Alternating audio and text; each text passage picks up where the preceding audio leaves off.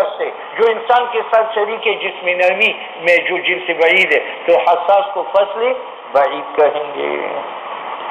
وہ قسمان فصل کی دو قسم ہیں، ایک قریب ایک بعید. قریب وہ فصل ہے جو ممیز نوع کا ہو مشارکات جنس قریب سے، اور بعید وہ ہے جو ممیز و نوع کو مشارکات جنس بعید سے. اول جیسے ناطق انسان کے لیے اور ثانی جیسے حساس. اب سنو بھائی، یہ انسان نوع ہے، یہ حیوان جنس ہے، یہ درمیان میں فصل ہے. فصل کا تعلق نوع کے ساتھ بھی ہے کیونکہ یہ فصل نوع کو تمیز دیتا ہے، اس اعتبار سے اس کا نام مقوم ہے. اور اس کا تعلق جنس سے بھی ہے کیونکہ یہ جنس سے نوع کو تمیز دیتا ہے، اس اعتبار سے اس کا نام مقسم ہے. تو فصل بنسبت نوع کے مقوم ہے اور بنسبت فصل جنس بنسبت نوع کی مقوم ہے. مقوم کا معنی وجود دینے والا اور وجود دینے والی کا معنی جز، اور فصل جز ہے کس کا؟ نوع کا. اور مقسم کا معنی تقسیم کرنے والا، اور یہ ناطق حیوان میں تقسیم کرتا ہے. ایک حیوان ناطق جو یہ ہے، ایک حیوان غیر ناطق جو فرس اور حمار ہے. فصل کا تعلق ہے نوع کے ساتھ، اس اعتبار سے اس کا نام مقوم ہے. مقوم کا معنی جز اور فصل بھی داخل ہے فی قوام حقیقت نوع میں. ونسبت الی الجنس، اور اس کی ایک نسبت ہے جنس کی طرف، اس کا نام مقسم ہے کیونکہ فصل تقسیم کند جنس را ویحصل قسما ویحصل قسما له، اور حاصل کرتے قسم جنس کے لیے جیسے ناطق. تو یہ مقوم انسان کا بنا کیونکہ انسان حیوان ناطق ہے، اور مقسم حیوان کا بنا کیونکہ ناطق حصل للحیوان قسمین، اس نے حاصل کی حیوان کے لیے دو قسم، ایک حیوان ناطق اور دوسرا حیوان بس. عملی سے انسان نوع سافل ہے اور حیوان بنسبت اس کی نوع عالی ہے. اب جو فصل مقوم عالی کا ہو وہ مقوم سافل کا ہے. جیسے حساس مقوم حیوان کا ہے، حیوان کا معنی جسم نام حساس، تو حساسن اس کا جسم ہے. تو جب یہ مقوم عالی کا تو مقوم کیوں مقوم عالی کا جو حساس ہے یہ جز ہے عالی سے حیوان سے، اور عالی جز ہے سافل سے، اور جز الجز جز. تو جب حساس جز حیوان کا ہوا اور حیوان جز انسان کا ہوا تو حساس جز انسان کا ہوا اور جز شے مقوم ہوتا ہے. لہذا جو حساس مقوم عالی کا تھا وہ مقوم سافل کا ہے. ہر مقوم للعالی مقوم للسافل ہے. جیسے قابل للابعاد یہ مقوم ہے جسم کا تو مقوم ہے جسم نامی کا، تو مقوم ہے حیوان کا، مقوم انسان کا، یہ تمام سافل ہے کیونکہ قابل للابعاد جز ہے جسم کا اور جسم جز ہے جسم نامی کا. تو قابل للابعاد جز ہے جسم نامی کا اور قابل للابعاد جز ہے جسم کا اور جسم جز ہے جسم نامی کا اور جسم نامی جز ہے حیوان کا اور حیوان جز ہے انسان کا. تو قابل للابعاد جز ہوا جسم نامی، حیوان انسان. وکل نامی یا نامی تو فإنه کما، جس طرح یہ مقوم ہے جسم نامی کا تو مقوم حیوان اور مقوم انسان کا بھی ہے. یا جیسے حساس اور متحرک بالارادہ یہ مقومان ہے حیوان کا تو مقومان ہے انسان کا. اب الٹ نہیں ہے، ہر مقوم للسافل مقوم للعالی نہیں ہے. جیسے ناطق یہ مقوم ہے سافل کا جو انسان ہے لیکن مقوم حیوان کا نہیں ہے، حیوان کے لیے تو یہ مقسم ہے. اور کیوں؟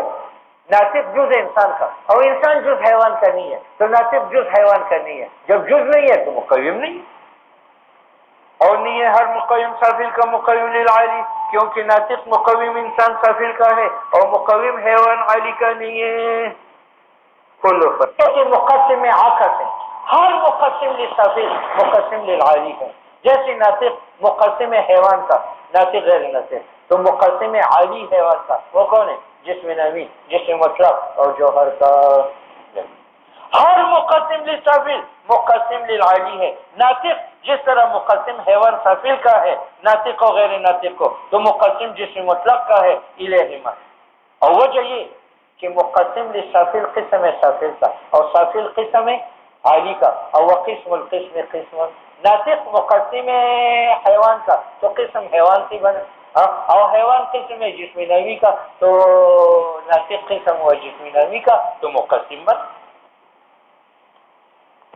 ہر مقسم عالی کا مقسم للشافل مثلا حساس ہے، یہ مقسم ہے جسم نمی کا، ایک جسم نمی حساس ہے وہ حیوان ہے، ایک غیر حساس ہے وہ شجر ہے، لیکن مقسم حیوان کا نہیں ہے کہ ایک حیوان حساس ہے اور دوسرا حیوان حساس یقسم الجسم النمی، جسم نمی حساس کو اور جسم نمی غیر حساس کو، اور مقسم حیوان کا نہیں ہے لہما حساس غیر حساس کو، کیونکہ ہر حیوان حساس ہے اور موجود حیوان غیر حساس۔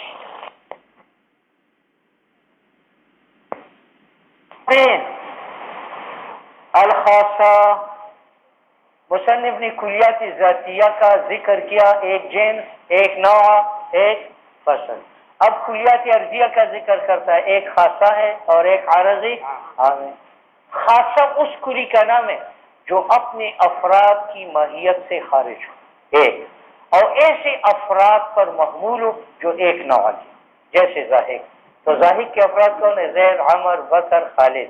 ہاں، اس میں دونوں قید ہے، یہ ان افراد کی ماہیت سے خارج بھی ہے، ان کی ماہیت کیا حیوانی نت ہے اور ظاہر خود سے خارج ہے، اور یہ ظاہر محمول ہے ایسے افراد پر جو ایک انسان کے افراد ہیں۔ بات سمجھ رہے؟ ہاں، تو خاصہ اس کلی کا نام ہے جو اپنے افراد کی حقیقت سے خارج ہو، ایک، اور ایسے افراد پر محمول ہو جو تحت نوعین واحد ہو۔ الکلی الرابع، چوتھی کلی الخاصہ وہو کلی، یہ وہ ذاہق ہے، خارج جو خارج ہے عن حقیقت الافراد، افراد کی ماہیت سے، ایک قید، اور محمول علی افراد، محمول ہو ایسے افراد پر جو واقع ہو تحت حقیقت فقط، جیسے ذاہق للانسان۔ تو دیکھو ذاہق کے افراد زید، عمر، بکر ہے، ان افراد کی حقیقت سے ذاہق خواہ، کیونکہ ان افراد کی حقیقت کیا ہے؟ حیوانی، تو ظاہر تو ان میں نہیں ہے۔ اور جتنے افراد پر ظاہر بولا جاتا ہے وہ ایک انسان کے افراد ہے یا حمار کی بھی ایک ہے، یا کاتبن، تو کاتبن کے افراد کون ہے؟ زید، عمر، بکر، اور کاتب ان کی حقیقت سے خارج بھی ہے، ان کی حقیقت حیوانات سے کاتب خارج ہے، اور کاتب جن افراد پر محمول ہے وہ افراد ایک انسان کے ہیں۔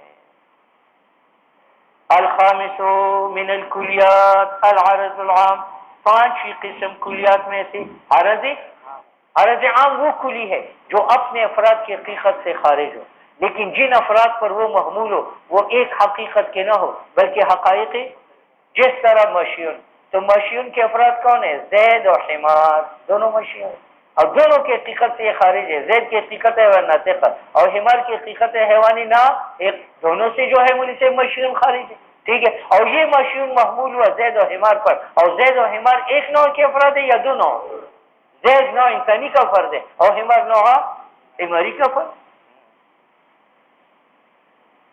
خامس، پانچویں قسم کلیات میں سے عرض عام ہے، وہ الکلیو، یہ وہ کلی ہے جو خارج ہو حقیقت افراد سے اور محمول ہو اوپر افراد حقیقت واحدہ کی بھی، وہ علی غیرہا، اور حقیقت علاوہ کی بھی، کل ماشی، یہ محمول افراد انسان پر بھی اور افراد فرد پر بھی۔ وَإِذَا عَلِمْ، جب آپ نے، وَإِذْ قَدْ عَلِمْتَ، جب آپ نے پہچان لیا ماذا کرنا سے کہ کلیات پانچ ہے، ایک جنس ہے، دوسرا نوع ہے، تیسرا فصل ہے، چوتھا خاصہ ہے، پانچواں عارض عام ہے، تو اس قد عَلِمْتَ نفعلم کہ ثلاثہ اول جنس نوع فصل، اس کو ذاتیات کہتے ہیں، کلیات ذاتیہ، وَيُقَالُ لِلْأَخِيرَيْنِ، اور خاصہ عارض عام کو عارضیات کہا جاتا ہے۔ بات سمجھ؟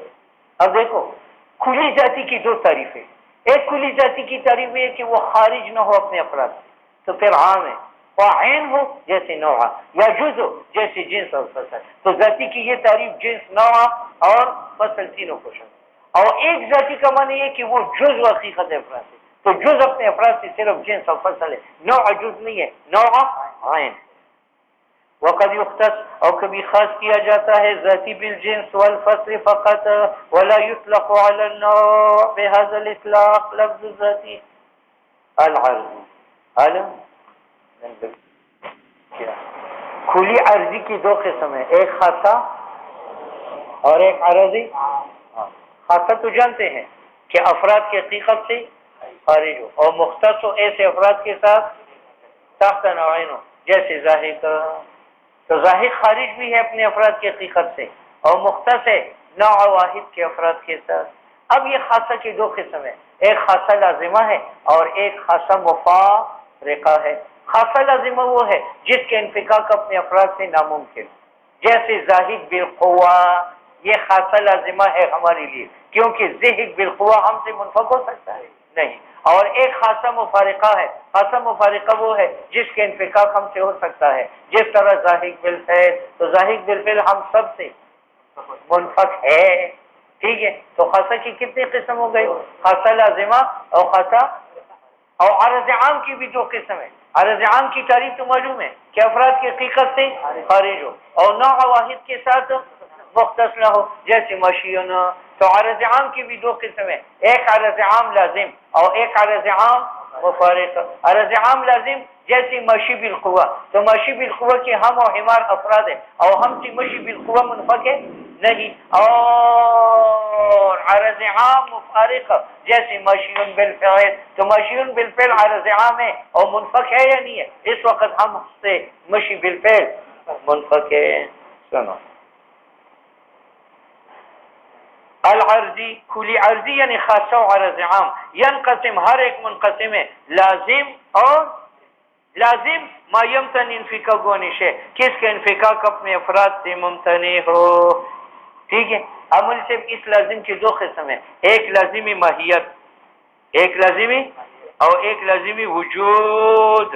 لازم اما بالنظر الى الماہیت، جس طرح زوجیت لازم ہے اربعہ کے ساتھ، لیکن اربعہ کی وجود کے ساتھ فقط نہ، ماہیت کے ساتھ۔ اربعہ کی ماہیت کیا ہے؟ منقسم الی، اب منقسم الی متساویین کے ساتھ زوجیت لازم ہے، خواہ منقسم الی متساویین اربعہ میں ہو، ثمانیہ میں ہو، عشرہ میں ہو، ٹھیک ہے یا نہیں؟ یا فردیت لازم ہے ماہیت ثلاثہ کے ساتھ۔ ماہیت ثلاثہ کیا ہے؟ غیر منقسم الی متساویین، خواہ وہ 3 کے ضمن میں ہو، 5 کے ضمن میں ہو، 7 کے ضمن میں ہو، کیونکہ انفکاک زوجیت کا اربعہ سے اور فردیت کا ثلاثہ سے محال ہے۔ وَإِمَّا بِالنَّظَرِ إِلَى الْوُجُودِ، یا وہ لازم ماہیت کا نہیں ہوگا، لازمی جس طرح سواد لازم ہے ماہیت حبشی کے ساتھ نہیں، ماہیت حبشی تو انسان حیوان ناطق ہے، ہاں، اور وہ تو اسود نہیں ہے بلکہ وجود کے ساتھ۔ انفکاک سواد کا وجود حبشی سے مستحیل ہے، لا عن ماہیتی ہی، کیونکہ ماہیت حبشی کا انسان ہے اور ظاہر ہے کہ سواد لازم نہیں ہے انسان کے ساتھ۔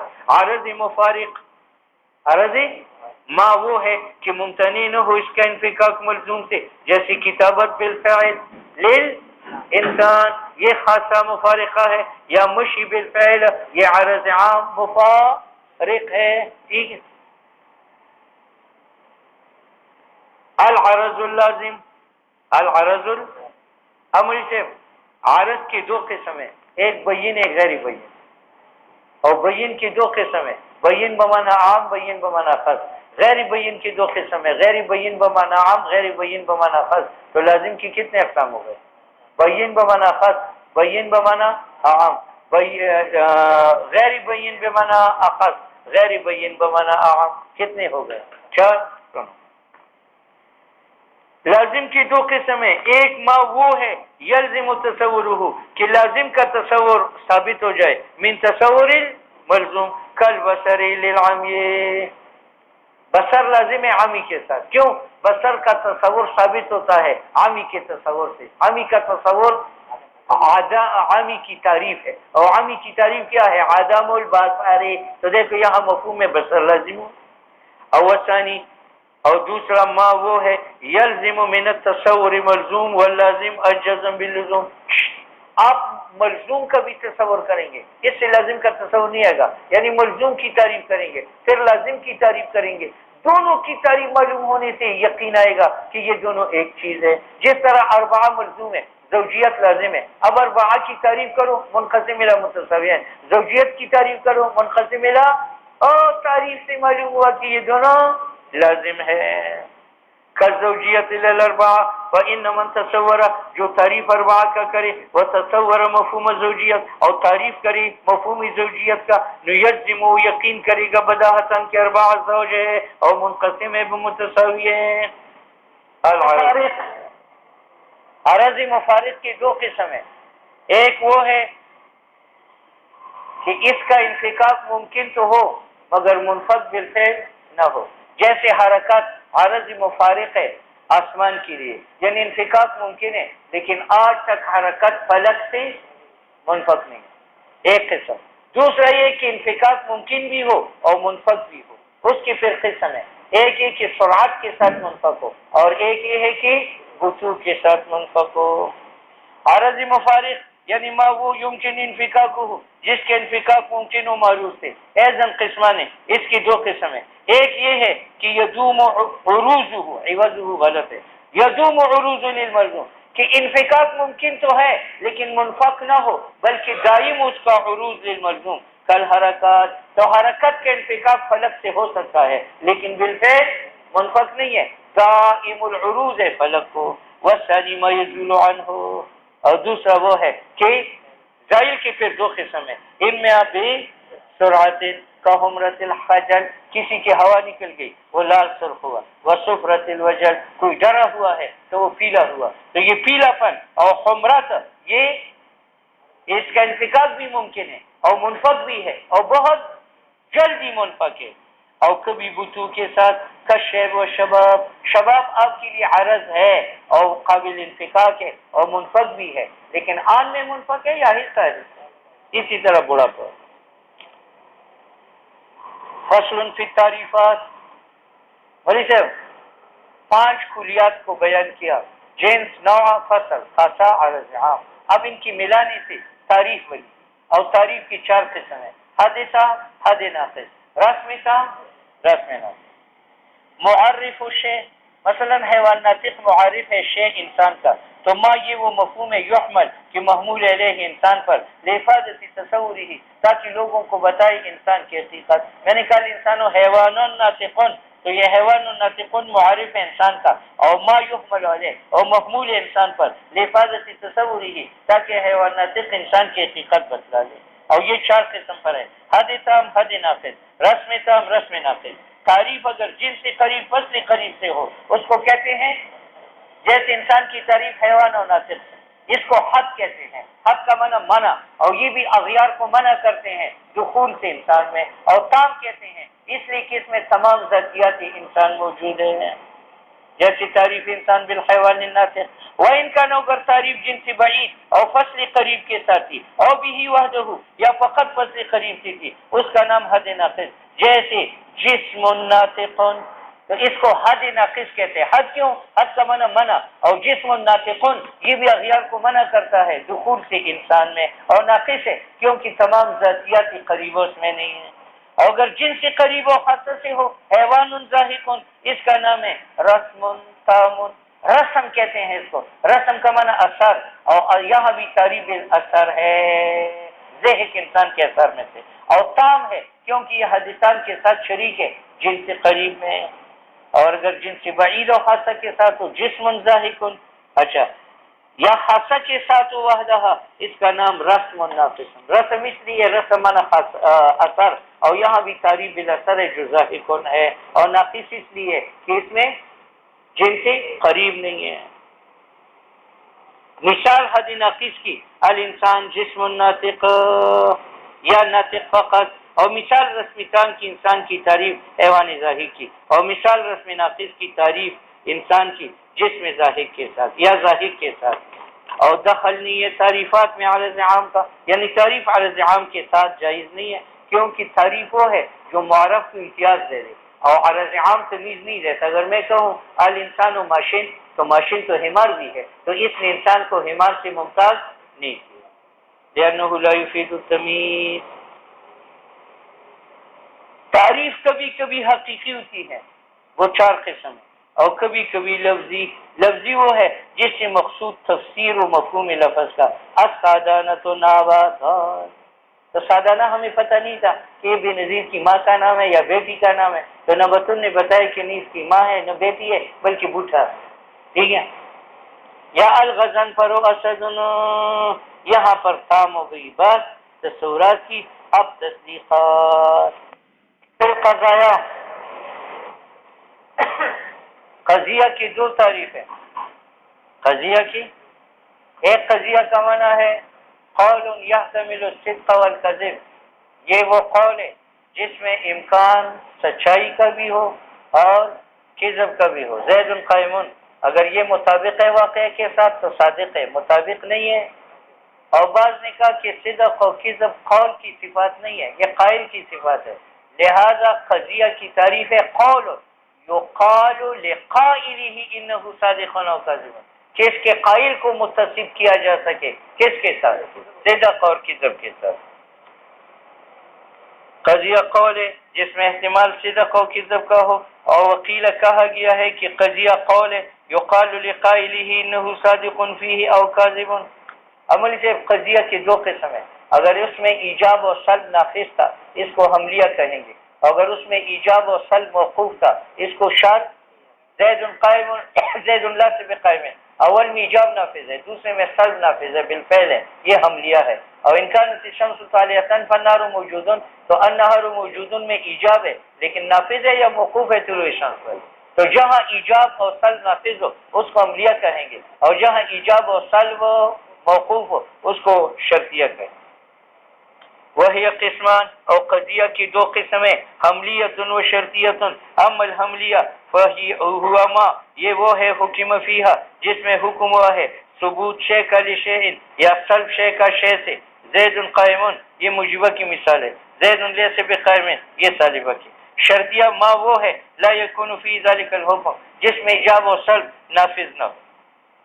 وقیل، یہ شرطیہ کی دوسری تعریف ہے. شرطیہ اس کو کہتے ہیں جس کی تقسیم قضیتین کی طرف ہو. ان کانت الشمس طالعۃ ایک، فالنہار موجود دو. اب ان سے یہ ان حذف کرو اور فا حذف کرو تو الشمس طالعۃ ایک قضیہ ہے اور النہار موجود. اچھا. وقیل شرطیہ وہ قضیہ ہے ینحل الی قضیتین. ان کانت الشمس طالعۃ یہ مقدم، فالنہار موجود یہ تالی. مقدم اپنی تالی سے مل کر قضیہ شرطیہ متصلہ، لیکن اس کی تقسیم کرو تو ان حذف کرو اور فالنہار سے فا حذف کرو تو الشمس طالعۃ جدا قضیہ ہے اور النہار موجود جدا قضیہ ہے. طالبہ کی مثال لیس البتہ اذا کانت الشمس طالعۃ یہ مقدم، فاللیل موجود یہ تالی. مقدم اپنی تالی سے مل کر یہ شرطیہ متصلہ. یہ ضروری نہیں ہے کہ شمس طالع ہو تو لیل موجود، وہاں لیل موجود نہیں ہوتے بلکہ دن موجود ہوتا.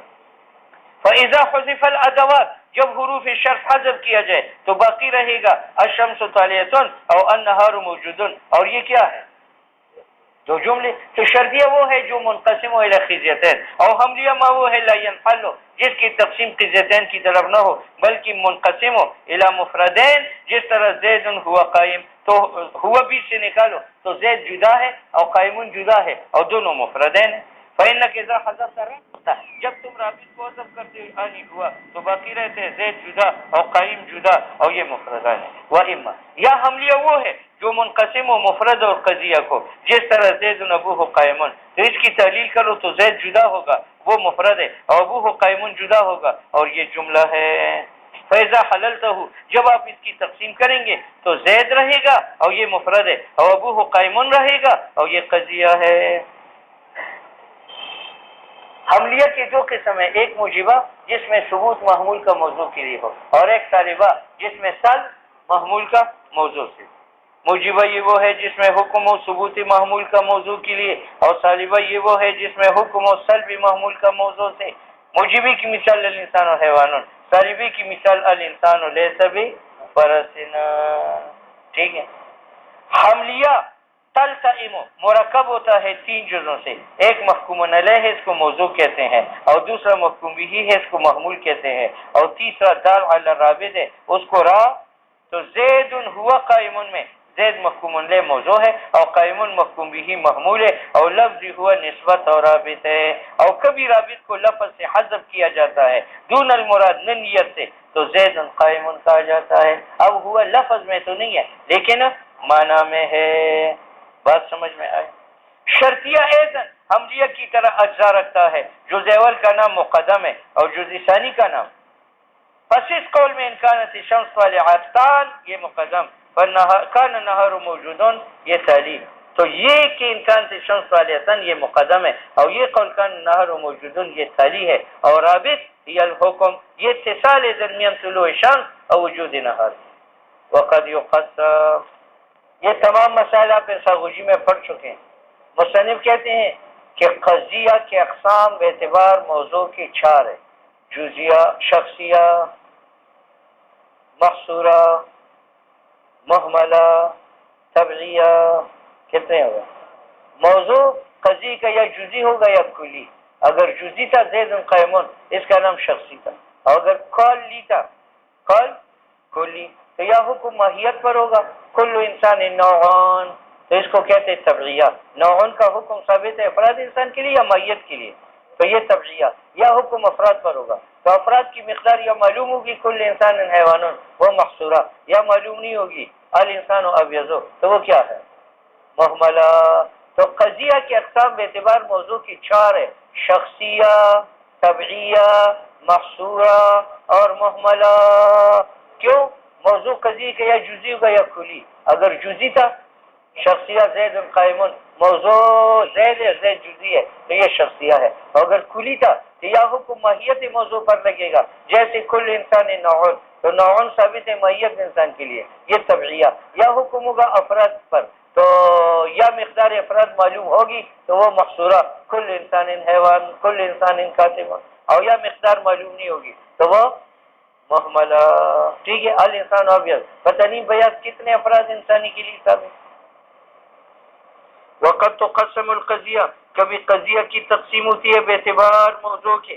تو موضوع اگر جزئی تھا اور شخص معین تھا تو قضیہ کو شخصی اور مخصوصہ کہا جائے گا، جیسے زید قائمون. اگر جزئی نہیں تھا بلکہ کلی تھا، اچھا جی، بلکہ کلین، آگے بڑھ کہتی نفل قضیت طبعیت، جیسے الانسان نوع، تو نوعن کا حکم ثابت ہے ماہیت انسان کے لیے. اور الحیوان جنسن، جن ثابت ہے کس کے لیے؟ ماہیت حیوان کے لیے.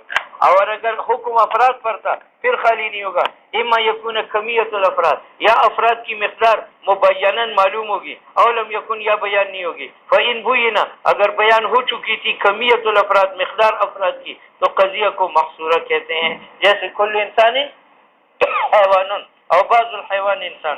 وإن لم يبین، اگر بیان نہیں ہوئی تھی مقدار افراد، تو قضیہ کو محملہ کہتے ہیں، جیسا الانسان فی خسر الا التبلیغیون.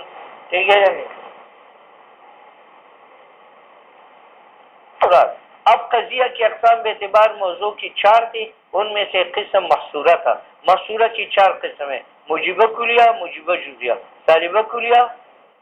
محصورات 4 ہے: ایک موجبہ کلیہ کل انسان حیوان، دوسرا موجبہ جزیہ بعض الحیوان اسود، تیسرا سالبہ کلیہ لا شیء من الزنجیب ابیض حبشی، اور چوتھا سالبہ جزیہ بعض الانسان لیس بازواج. ٹھیک ہے. اب اسے جس حرف سے مقدار بیان ہوتی ہے افراد کی، وہ کلو ہے، بازو ہے، لام استغراق ہے. ٹھیک ہے. فصل الذی، وہ حرف یبین به، جس سے بیان کی جاتی ہے کمیت الافراد، مقدار افراد کی، کہ یہ کل ہے یا بعض ہے، اس کا نام سور ہے. اور یہ ماخوذ ہے سور البلد سے. جس طرح وہ دیوار شہر کے مکانات پر محیط ہے، اسی طرح یہ کلو افراد موضوع پر محیط ہے. سور مجیبہ کلیہ کی لام استغراق ہے، ان الانسان لفی خسر. اور سور مجیبی جزئی کے بازو ہے، بعض الحیوان انسان واحد ہے، واحد من الانسان ابیض ہے، بازو من الجسم جواد.